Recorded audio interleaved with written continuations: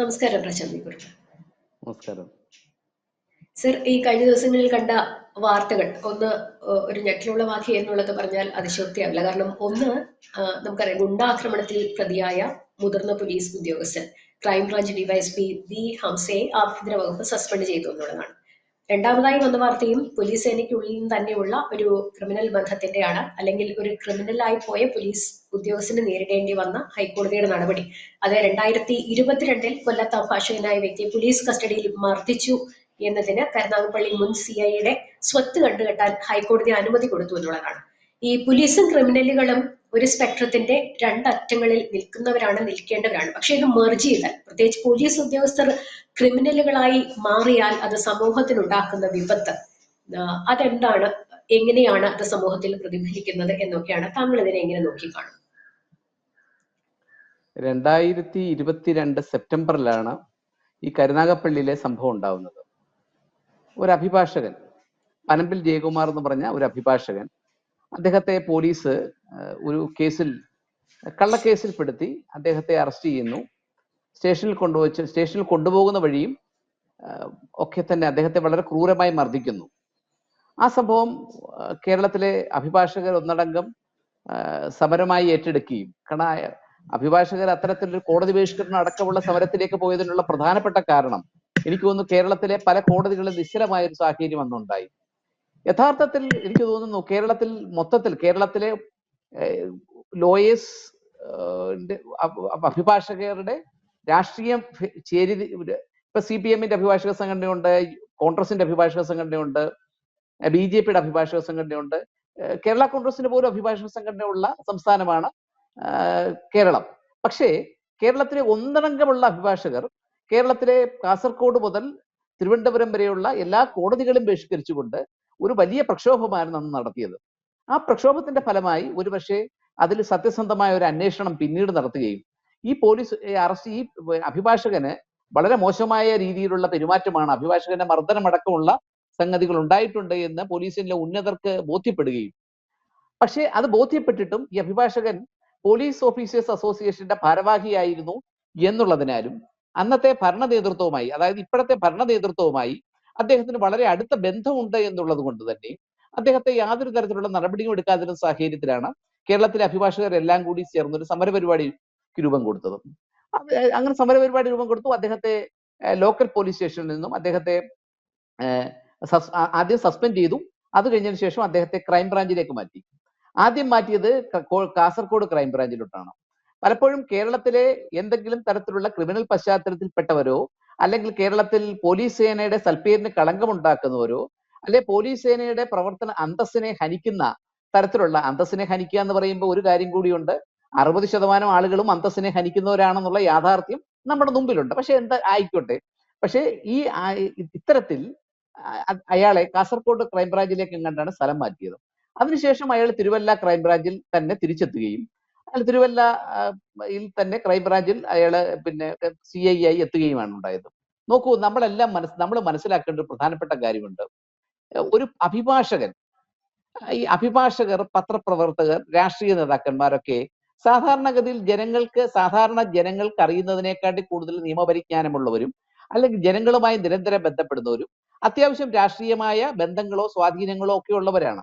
അപ്പം അതിന്റെ സ്വാധീനത്തെ പറ്റിയല്ല ഞാൻ പറഞ്ഞത്. പക്ഷെ ഒരു അഭിഭാഷകൻ, പ്രത്യേകിച്ച് കൊല്ലം ജില്ലാ കോടതിയിൽ പ്രാക്ടീസ് ചെയ്യുന്ന ഒരു നല്ല സിവിൽ ലോയറായ ഒരു അഭിഭാഷകന് ഒരു പോലീസ് സ്റ്റേഷനിലെ SHO അല്ലെങ്കിൽ അവിടുത്തെ SIയിൽ നിന്ന് ഇത്തരത്തിൽ മോശമായ ഒരു അനുഭവം ഉണ്ടായാൽ സാധാരണ ആളുകളുടെ അവസ്ഥ എന്തായിരിക്കുമെന്ന് നമ്മൾ പരിശോധിക്കണം.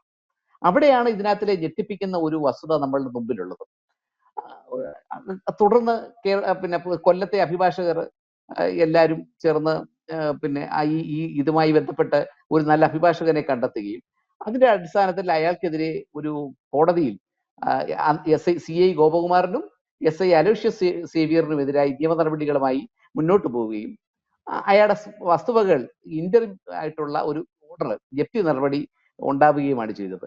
പക്ഷെ അത് കഴിഞ്ഞ് അതിനകത്തിൽ പിന്നെ ഈ SIക്ക് അനുകൂലമായി SIക്കെതിരായി വിധി ഉണ്ടായ സമയത്ത് അയാളുടെ വസ്തുവകൾ കണ്ടുകെട്ടാൻ 25 ലക്ഷം രൂപയ്ക്കാണെന്ന് അതിന്റെ ഓർമ്മ, അത് വസ്തു കണ്ടുകെട്ടാനായി അദ്ദേഹത്തിന്റെ ജപ്തി ഉണ്ടാവുകയും ആ ജപ്തിയെ തുടർന്ന് അയാള് ആ ആ നടപടിയെ ചോദ്യം ചെയ്തുകൊണ്ട് ഹൈക്കോടതിയിൽ ഹർജി ഫയൽ ചെയ്യുകയും ആ ഹർജിയിലാണ് കഴിഞ്ഞ ദിവസം ഒരു വിധി ഉണ്ടായിരിക്കുന്നത്. ഇത് തീർച്ചയായിട്ടും ഇത് മറ്റുള്ളവർ, ഇത് അഭിഭാഷകരുടെ ഒരു മാത്രം വിഷയമല്ല, അല്ലെങ്കിൽ ഒരു ഒരു സമൂഹത്തിലെ ഒരു വിഭാഗത്തിന്റെ മാത്രം വിഷയമല്ല.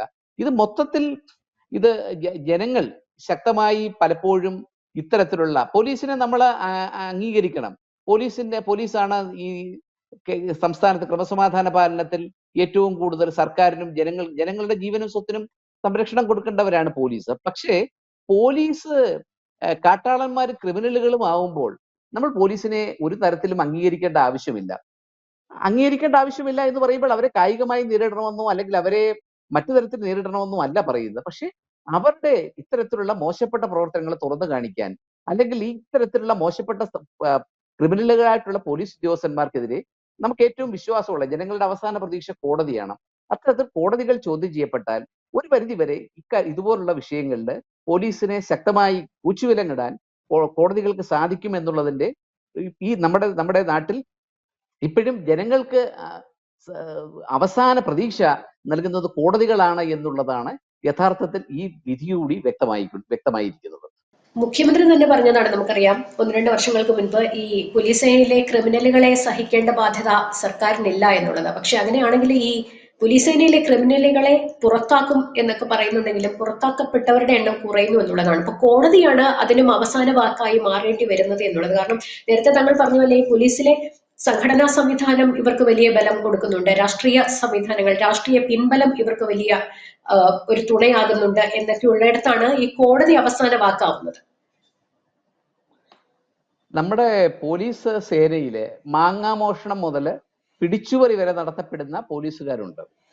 കോട്ടയം ജില്ലയിലെ ഒരു പോലീസ് കോൺസ്റ്റബിള്, കാരണം പോലീസ് കോൺസ്റ്റബിളിനെ സംബന്ധിച്ച് പറഞ്ഞാൽ അയാൾക്ക് ആ മാങ്ങ മോഷ്ടിക്കാനേ പറ്റത്തുള്ളൂ. പക്ഷെ മേപ്പോട്ട് ഉയരുന്തോറും, റാങ്ക് ഉയരുന്തോറും ഇവരുടെ മോഷണത്തിന്റെയും ഇവരുടെ തട്ടിപ്പിന്റെയും ഇവരുടെ മറ്റു തരത്തിലുള്ള ഹീനമായ കുറ്റകൃത്യങ്ങളുടെയും ഒക്കെ ഒരു പരിഗണനാ പട്ടിക ഉയരുകയും ഒക്കെയാണ് ചെയ്യുന്നത്. ഈ കോട്ടയം ജില്ലയിലെ പോലീസുകാർ മാങ്ങാമോഷണ കേസിനകത്ത് പ്രതിയായി, മറ്റ് കൊലപാതക കേസിൽ പ്രതികളായിട്ടുള്ള പോലീസ് ഉദ്യോഗസ്ഥന്മാർ കേരളത്തിലുണ്ട്. പക്ഷെ എനിക്ക് തോന്നുന്നത് കഴിഞ്ഞ കാലങ്ങളിൽ നിന്ന് വ്യത്യസ്തമായി കേരളത്തിലെ ഇടതുപക്ഷ സർക്കാരിന്റെ ഏറ്റവും വലിയ ഒരു പരാജയമായി പലരും വിലയിരുത്തുന്നത് പോലീസിംഗിലാണ് ഏറ്റവും കൂടുതൽ പരാജയം സംഭവിച്ചിരിക്കുന്നത്. കാരണം ഈ സർക്കാർ അധികാരത്തിൽ വന്നതിന് ശേഷം തന്നെ കേരളത്തിൽ എത്ര കസ്റ്റഡി മർദ്ദനങ്ങളും കേരളത്തിൽ എത്ര കസ്റ്റഡി കൊലപാതകങ്ങളും നടന്നിട്ടുണ്ട് നമുക്കറിയാം. തിരുവനന്തപുരം ജില്ലയിലെ നെയ്യാറ്റിൻകരയിലെ സനൽ എന്ന ചെറുപ്പക്കാരനെ മർദ്ദിച്ചു കൊന്നതടക്കമുള്ള, അല്ലെങ്കിൽ ഇടുക്കി ജില്ലയിലെ പീരുമേട്ടിലെ രാജ്കുമാറിനെ കസ്റ്റഡിയിൽ കൊല ചെയ്തപ്പെട്ട ഉൾപ്പെടെ വാരാപ്പുഴയിലെ ശ്രീജിത്ത് ഉൾപ്പെടെ കേരളത്തിൽ എത്ര താനൂറിലെ കൊലപാതകമടക്കം എത്ര കൊലപാതകങ്ങൾ പോലീസ് കസ്റ്റഡിയിൽ വെച്ച് വളരെ ബ്രൂട്ടലായി കൊല ചെയ്യപ്പെട്ടു. പക്ഷെ ഇവരെ ആരെയെങ്കിലും യഥാർത്ഥത്തിൽ നിയമത്തിന് മുമ്പിൽ കൊണ്ടുവരാനോ ഇവർക്കെതിരെ ഒരു ശക്തമായ നടപടി സ്വീകരിക്കുവാനോ ഈ സർക്കാർ, ഇടതുപക്ഷ സർക്കാർ, നമ്മളെപ്പോഴും കോൺഗ്രസ് സർക്കാരിൽ നിന്ന് ഇത്തരത്തിലുണ്ടായാൽ നമ്മൾ പലപ്പോഴും അതിനകത്ത് അത്ഭുതപ്പെടാനുണ്ട്. കാരണം അടിയന്തരാവസ്ഥ കാലത്ത് പഴയ ഒരു പഴമൊഴിയാണെങ്കിൽ അടിയന്തരാവസ്ഥയിലെ രാജന്റെ കൊലപാതകങ്ങളും ഒക്കെ അടക്കം രാജൻ പോലീസ് ഉദ്യോഗസ്ഥരുടെ വ്യാജ ഏറ്റുമുട്ടൽ എന്നുള്ള പേരിൽ അറിയപ്പെടുന്ന ഒരു കൊലപാതകം അടക്കം ഉണ്ടായിട്ടുള്ള ഒരു പാരമ്പര്യം കോൺഗ്രസിനുണ്ടെന്ന് പറയാം. പക്ഷെ കേരളത്തിൽ ഏറ്റവും കൂടുതൽ മർദ്ദനങ്ങൾക്കിരയായിട്ടുള്ള MLA ഇപ്പൊ പി രാജീവ് തന്നെ, എറണാകുളം ജില്ലയിലെ പി രാജീവിനെ പോലീസ് മർദ്ദനത്തിൽ എത്രമാത്രം ഗുരുതരമായി പരിക്ക് പറ്റിയിട്ടുണ്ട്. നമ്മുടെ ഇപ്പോഴത്തെ മുഖ്യമന്ത്രി പിണറായി വിജയൻ തന്നെ കേരളത്തിൽ പോലീസിന്റെ ഏറ്റവും കൂടുതൽ ക്രൂരമായ മർദ്ദനത്തിനിരയായിട്ടുള്ള ആളാണ്. ഏറ്റവും വലിയ വിരോധാഭാസം, കേരളത്തിൽ ഏറ്റവും കൂടുതൽ പോലീസ് മർദ്ദനമേറ്റിട്ടുള്ള ഒരു മുഖ്യമന്ത്രി കേരള സംസ്ഥാനം ഭരിക്കുമ്പോഴാണ് ഇത്തരത്തിലുള്ള കുറ്റവാളികൾ സംരക്ഷിക്കപ്പെടുന്നത് എന്നുള്ളതാണ്. അതിന് ഏറ്റവും മികച്ച എത്രയോ ഉദാഹരണങ്ങളുണ്ട്. പോലീസ് സേനയുടെ തൽപ്പേരിന് കളങ്കമുണ്ട് എന്ന് പലതവണ ബഹുമാനപ്പെട്ട കേരള ഹൈക്കോടതി പറഞ്ഞ NG ശ്രീമോൻ എന്ന ഒരു സർക്കിൾ ഇൻസ്പെക്ടർ, ആ സർക്കിൾ ഇൻസ്പെക്ടറെ കേരളത്തിലെ CPM-ന്റെ ഒരു മുൻ MLA-യും മുൻ മന്ത്രിയും ഒക്കെ ആയിരുന്ന അയാളെ പിരിച്ചുവിടപ്പെട്ടു. ആ NG ശ്രീമോനെ പിരിച്ചുവിട്ടു ഹൈക്കോടതി ഉത്തരവിന്റെ അടിസ്ഥാനത്തിൽ. അയാളും അവസാനം ജോലി ചെയ്തിരുന്ന കാസർഗോഡ് ക്രൈംബ്രാഞ്ചിലാണെന്നുള്ളതാണ് ഇതിനകത്ത് ഏറ്റവും വലിയ. ഈ ക്രൈംബ്രാഞ്ച് എന്ന് പറയുമ്പം ക്രൈംബ്രാഞ്ചിൽ തലപ്പത്തിരിക്കുന്ന ഉദ്യോഗസ്ഥന്മാരെ അല്ലേ ഞാൻ പറഞ്ഞത്, ക്രൈംബ്രാഞ്ചിലേക്കാണ് ഈ പിന്നെ പായ കിടക്കുന്നവർ ഉറങ്ങുന്നവനെ കട്ടിലയിലോട്ട് എടുത്തിടുന്ന ഉണക്കെയുള്ളൂ ക്രൈംബ്രാഞ്ച്. യഥാർത്ഥത്തിൽ അവിടെ വലിയ ജോലിയൊന്നുമില്ല, സുഖമായിട്ട് ജോലി ചെയ്യാം. അതാണ് അതിന്റെ ഒരു സാഹചര്യം. ഈ ശ്രീമോനെ യഥാർത്ഥത്തിൽ പിന്നീട് പിരിച്ചുവിട്ടപ്പെട്ടതിന് ശേഷം 1 വർഷം കഴിഞ്ഞ് അന്ന് ഇയാളുടെ ഒരു റെപ്രസെന്റേഷന്റെ അടിസ്ഥാനത്തിൽ മുഖ്യമന്ത്രിക്ക് കൊടുത്ത ഒരു നിവേദനത്തിന്റെ അടിസ്ഥാനത്തിൽ കൊല്ലം ജില്ലയിലെ ഒരു ഉന്നതനായ CPM നേതാവ്, മുൻ മന്ത്രിയായിട്ടുള്ള CPM നേതാവ്, അദ്ദേഹം മറ്റു തരത്തിലുള്ള അഴിമതിയൊന്നും നടത്തിയിട്ടുള്ള ആളുമല്ല, അദ്ദേഹത്തിന്റെ ഒരു ദയാദാക്ഷിണ്യത്തിന്റെ പുറത്ത് ഇയാളെ തിരിച്ചെടുത്തു. ആ തിരിച്ചെടുക്കാൻ മുൻകൈ എടുത്തത് വിജയ് സാക്കറെ എന്ന ഉദ്യോഗസ്ഥനായിരുന്നു. വിജയ് സാക്കറെ എന്ന ഉദ്യോഗസ്ഥനാണ് ഇയാളെ അവസാനം ഒരു ഒരു ഒരു ചെറിയ വെള്ളപൂശൽ റിപ്പോർട്ടിന്റെ അടിസ്ഥാനത്തിൽ ഇയാളെ തിരിച്ചെടുത്തത്. ഇതെല്ലാം കേരളത്തിലെ പോലീസിൽ ഈ ഹംസയുടെ കാര്യത്തിലേക്ക് വന്നാൽ, അല്ലെങ്കിൽ പിന്നെ ഈ കരുനാഗപ്പള്ളിയിലെ 2022 സെപ്റ്റംബറിലെ കാര്യത്തിലേക്ക് വന്നാൽ, ഇതെല്ലാം ആവർത്തിക്കപ്പെടാനുള്ള പ്രധാനപ്പെട്ട കാരണം പോലീസ് സേനയിൽ പലപ്പോഴും ഇത്തരത്തിലുള്ള മോശപ്പെട്ട ട്രാക്ക് റെക്കോർഡ് ഉള്ളവരെ പിന്നീട് വരുന്ന സർക്കാരുകൾ, അല്ലെങ്കിൽ പിന്നീട് ഇവർക്ക് താൽക്കാലികമായി, നമ്മളെല്ലാം ഇതിനെ ചിന്തിക്കുന്ന പറഞ്ഞാൽ അന്നത്തെ ഒരു നടപടി, ഒരു സസ്പെൻഷൻ അല്ലെങ്കിൽ ഒരു സ്ഥലം മാറ്റം, ഈ സ്ഥലം മാറ്റത്തിലും സസ്പെൻഷനിലും മാത്രം ഒതുങ്ങുമ്പോൾ പിന്നീട് ഇവർ സുരക്ഷിതരാവുകയും ഇവർക്കെതിരെ ഒരു വകുപ്പ് തല, ഇവർക്കെതിരെ പോലീസിനെതിരെ പോലീസ് തന്നെയാണ് അന്വേഷണം നടത്തുന്നത്. ഒരു എസ് ഐക്കെതിരെ ഒരു ആരോപണം വരുമ്പോൾ CIO DYSP ആണ്. പലപ്പോഴും ഇവർ തമ്മിൽ അങ്ങോട്ടും ഇങ്ങോട്ടും, പോലീസ് സേന എന്ന് പറഞ്ഞ ഒരുപാട് രഹസ്യങ്ങളുടെ കലവറയാണ്. പോലീസ് സേനയിലെ ഒരു SI ഒരിക്കലും CIക്കെതിരെയോ DYSPക്കെതിരെയോ മൊഴി കൊടുക്കില്ല. കാരണം ഇത് ഒരുപാട് ഇന്റേണൽ സീക്രട്സ് ഉള്ള, രഹസ്യ സ്വഭാവങ്ങളുള്ള ഒരു SI വിചാരിച്ച, ഒരു CIO DYSPയോ വിചാരിച്ചാൽ ഒരു SIയെ നിസ്സാരമായ ഒരു കേസിൽ കുടുക്കി അയാളുടെ കരിയർ തന്നെ നശിപ്പിക്കാൻ പറ്റും. അതുപോലെ തന്നെ ഒരു DYSPയെ സംബന്ധിച്ചുള്ള വിവരം പുറത്ത് SIയോ CIയോ പുറത്തു വിട്ടാൽ അയാളുടെ സർവീസിനെ ബാധിക്കും. ഇത് പരസ്പരം കൊടുക്കൽ വാങ്ങലുണ്ട് പോലീസിൽ മറ്റ് വിഭാഗങ്ങളിൽ നിന്ന് വ്യത്യസ്തമായി. അവിടെ TP സെൻകുമാറിനെ പോലെയോ അല്ലെ മനോജ് എബ്രഹാമിനെ പോലെയോ അല്ലെങ്കിൽ അത്തരത്തിലുള്ള കുറച്ച് സത്യസന്ധന്മാരായ ഉദ്യോഗസ്ഥന്മാർ അവിടെ ഉണ്ട് എന്നുള്ളത് ഒഴിച്ചാൽ ബാക്കി IPS രംഗത്ത് പോലും അതിന് ഏറ്റവും മികച്ച കോടതിയാണ് ജനങ്ങളുടെ അവസാന പ്രതീക്ഷ എന്നുള്ളതിന്റെ ഏറ്റവും മികച്ച ഉദാഹരണമാണ് തൊടുപുഴ ASP ആയിരുന്ന ഒരു വനിതാ പോലീസ് ഉദ്യോഗസ്ഥ. അവരിപ്പോ കേരള പോലീസിന്റെ പ്രധാനപ്പെട്ട തസ്തികയിലിരിക്കുന്ന ആളാണ്. അവര് ഒരു ബാങ്ക് മാനേജരെ കള്ളക്കേസിൽ കുടുക്കി. ആ ബാങ്ക് മാനേജരെ കള്ളക്കേസിൽ കുടുക്കി ആ ബാങ്ക് മാനേജരെ വളരെ മൃഗീയമായിട്ട് മർദ്ദിച്ചു. ആ ASP തന്നെ ഇക്കാര്യത്തിൽ നേതൃത്വം കൊടുത്തു. അവസാനം ഈ കേസ് അയാൾ കോടതിയിൽ ചലഞ്ച് ചെയ്തു. തെളിവുകളെല്ലാം ഈ ബാങ്ക് മാനേജർക്ക് അനുകൂലമായിരുന്നു.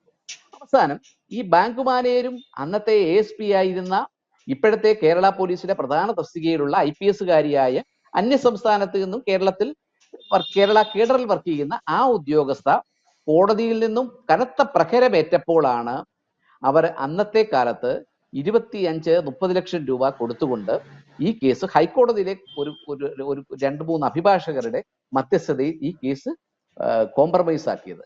അപ്പൊ അവിടെയും ഇല്ലെങ്കിൽ, ഈ കോടതികളില്ലായിരുന്നുവെങ്കിൽ ഒരിക്കൽ പോലും ഈ ബാങ്ക് മാനേജർക്ക് ഒരിക്കലും നീതി കിട്ടില്ലായിരുന്നു. അപ്പൊ മാങ്ങാമോഷണം മുതൽ പിടിച്ചുപറി അടക്കം ഈ ഹംസയെ സംബന്ധിച്ച് പറഞ്ഞാൽ, കോഴിക്കോട്, നമ്മുടെ വിഷയത്തിലേക്ക് കടന്നാൽ, കോഴിക്കോട് ഹംസയെ സംബന്ധിച്ച് പറയാൻ, ഹംസ നിരവധി ക്രിമിനൽ കേസിൽ പ്രതിയാണ്. ഹംസ ഈ കേസിനകത്തിലെ രണ്ടാം പ്രതിയാണ്. അപ്പൊ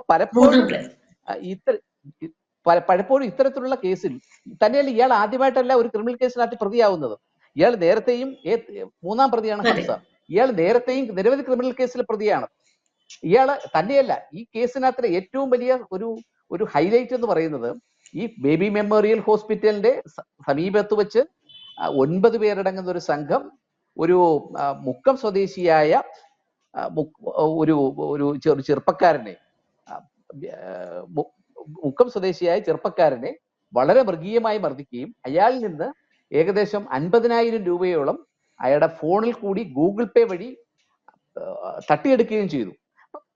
നോക്കൂ, ഒരു DYSP, പ്രത്യേകിച്ച് കോഴിക്കോട് പോലെയുള്ള ഒരു പ്രധാനപ്പെട്ട സ്ഥലത്ത് ജോലി ചെയ്യുന്ന ഒരു DYSP ഇത്തരത്തിലുള്ള കുറ്റകൃത്യം ചെയ്യുമ്പോൾ അയാളുടെ കീഴിലുള്ള CIയും SIയും അവർക്ക് എത്രമാത്രം ആർജവം മറ്റ് ക്രിമിനൽ പ്രവർത്തനങ്ങൾ നടത്തുന്നതിനുണ്ടാകും എന്നുകൂടി നമ്മൾ പരിശോധിക്കണം.